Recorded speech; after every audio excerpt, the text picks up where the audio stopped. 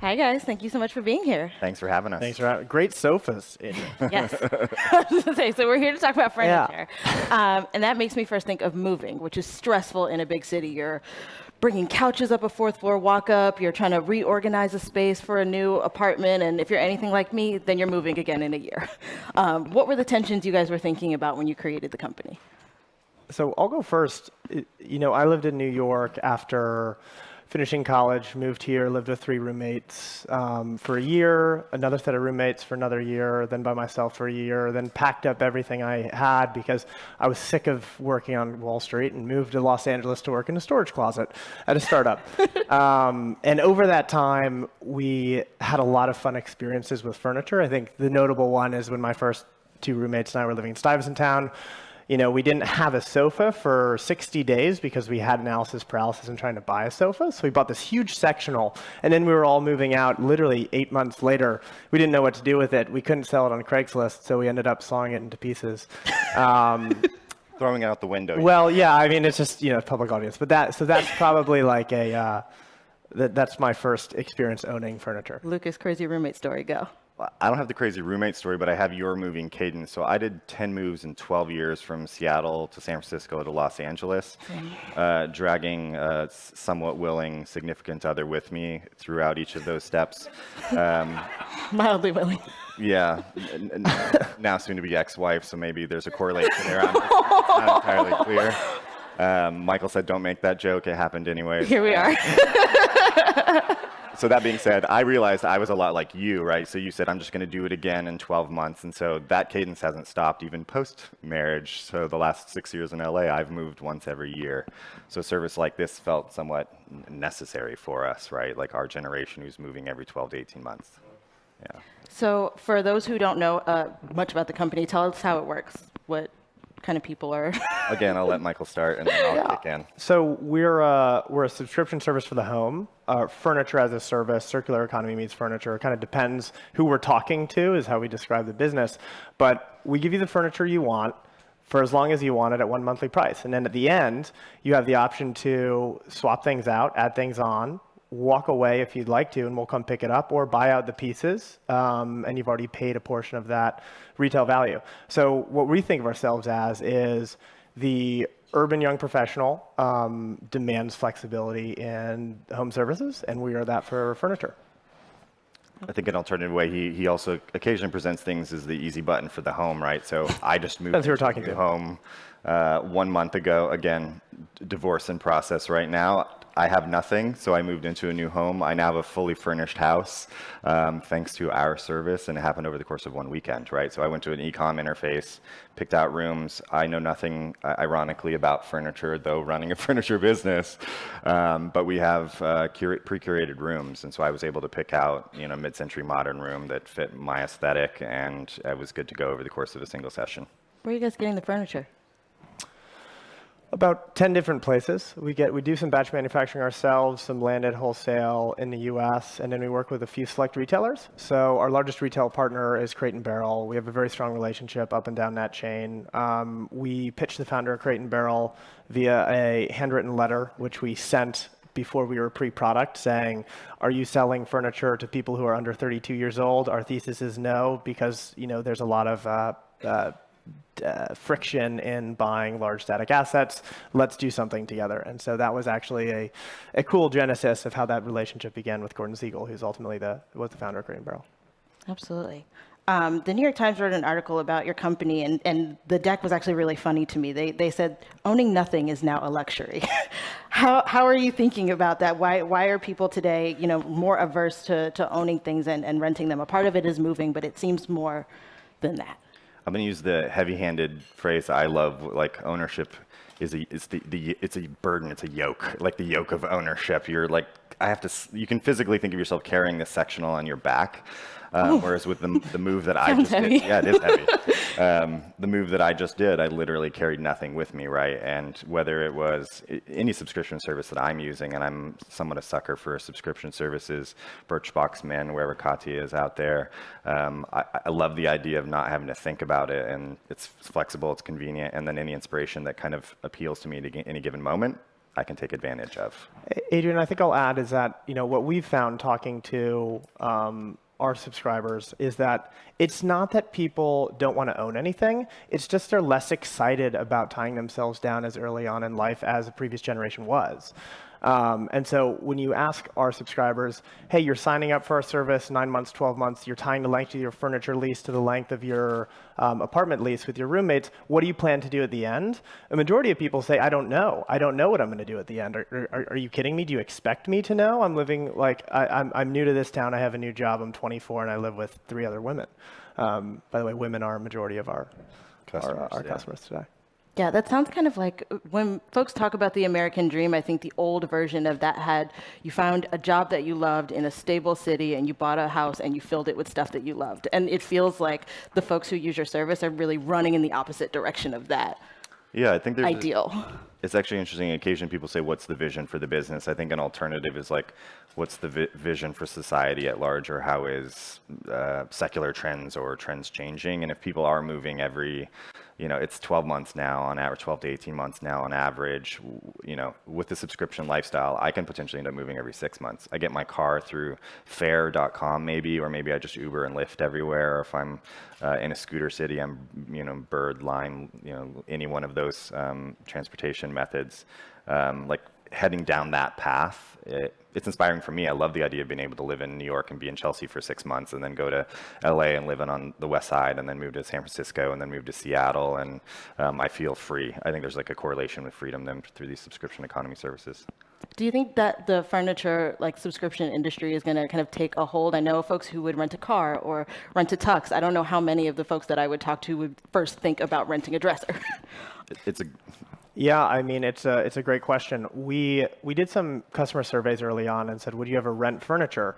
And people were like, maybe, maybe not. And we're like, would you ever subscribe to, a home you love, so to speak, an easy button for a home, your furniture's there before you move in, it's set up, you can split pay it with roommates and you can walk away with whatever. And they're like, yes, that sounds perfect for me. When in reality, on the back end, or at least logistically, it's a furniture rental business.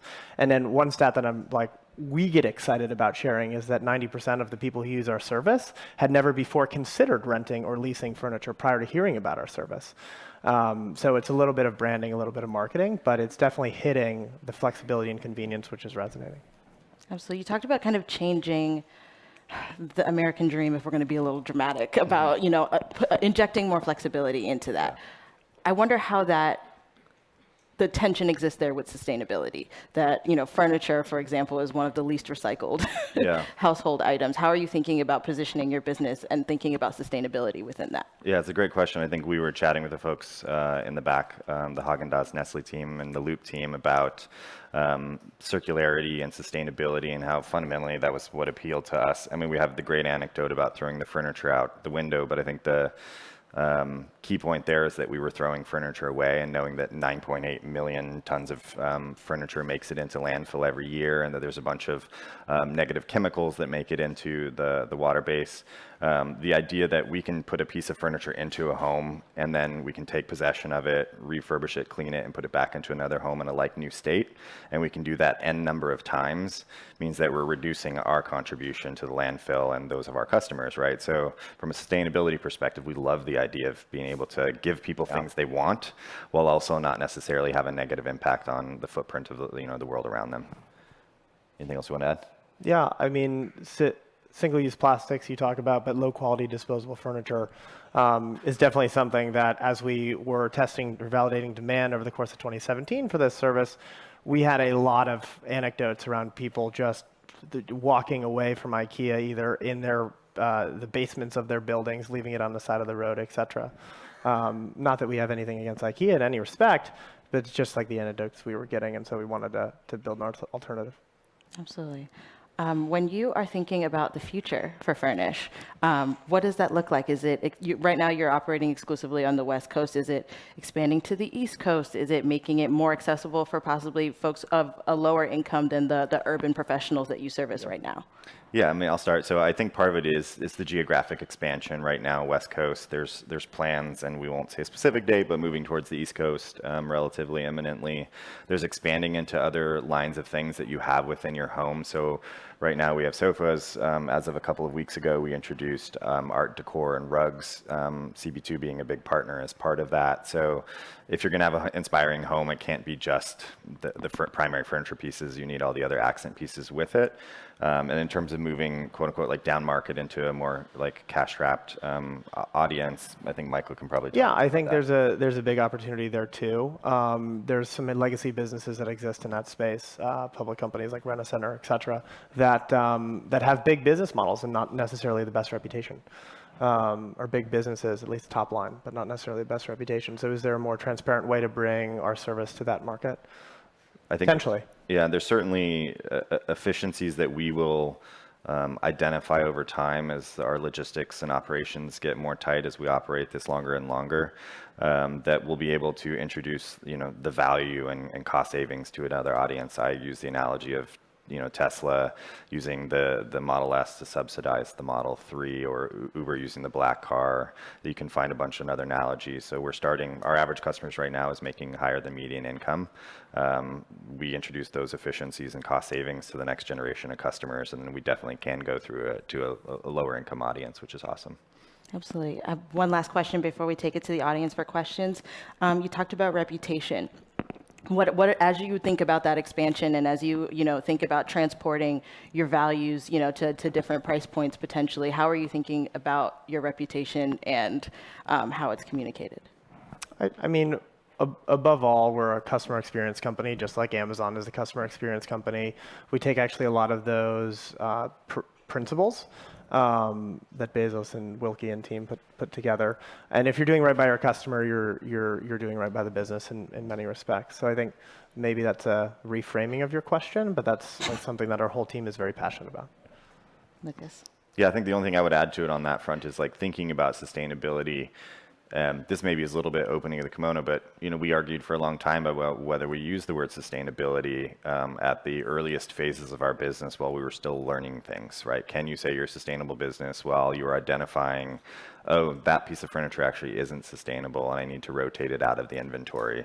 I fundamentally argue, and I think Michael did the same, like our goal is to be a sustainable business and to be a circular business, and so we can talk about what ostensibly we stand for. And so in terms of reputation, occasionally we may figure out we're not doing the best things, but ultimately we're going to try to fix that, mitigate it, and make things better going forward. Okay.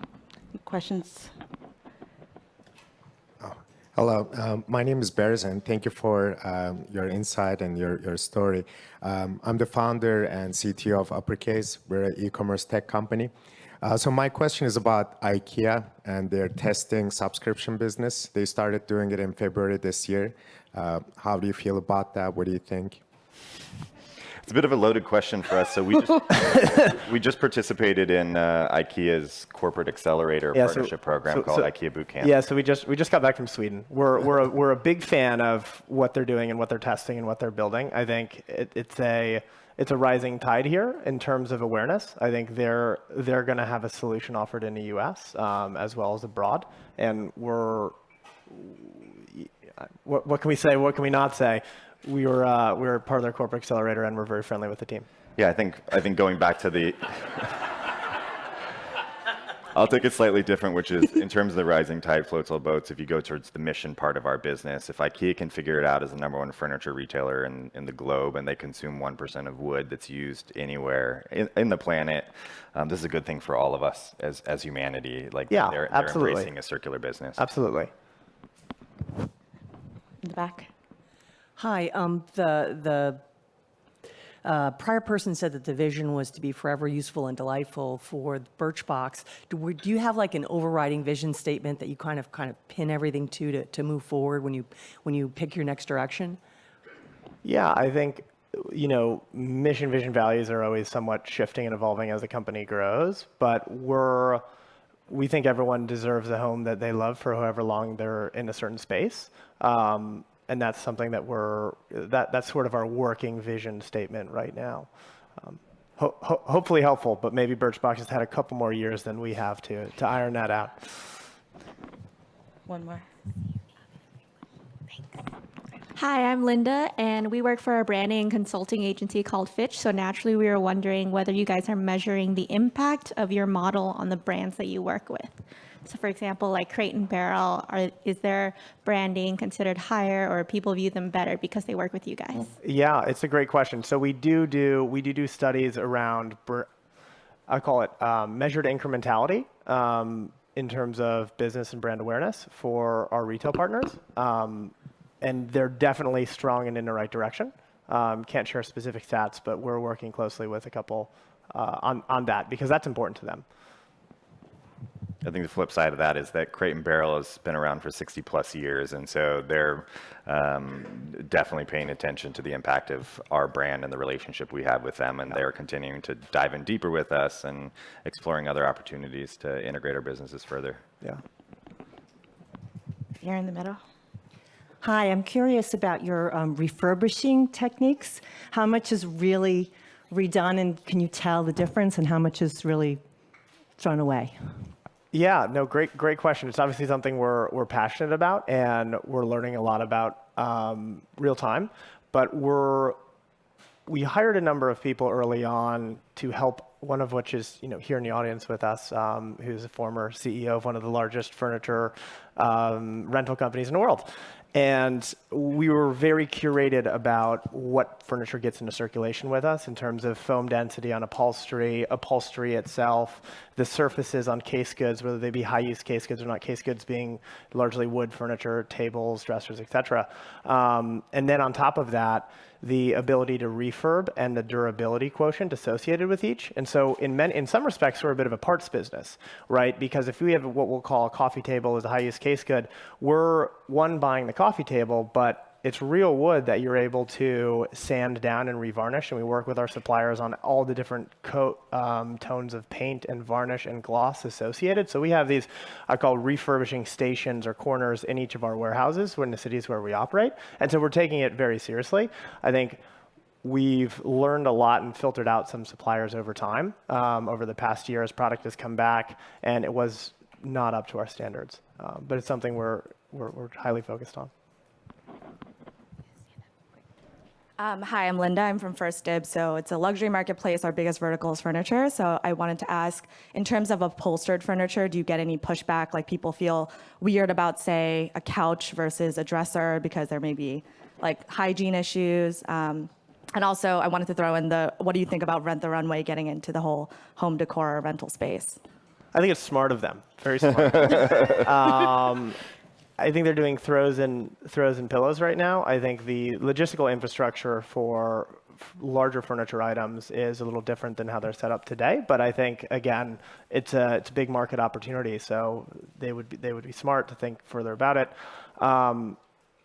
The other question was the first part was around upholstered furniture. Initially, we thought there would actually be more, we'll call it the icky factor associated with it. But when we ended up asking customers about, do you use Airbnb and do you stay in a bed in someone else's home? Do you go to a hotel and stay in a bed? Now, this is like drawing correlations between other icky factors. So it's not necessarily the best way to introduce it. But as soon as people started connecting all those dots, they actually had a lot less reticence around it. But we also emphasize the new state of everything we're doing and emphasize that we have this really thorough process. So modular upholstery, most of our sofas actually you can strip off the cover and all that's left is the frame, and sometimes you even replace the foam.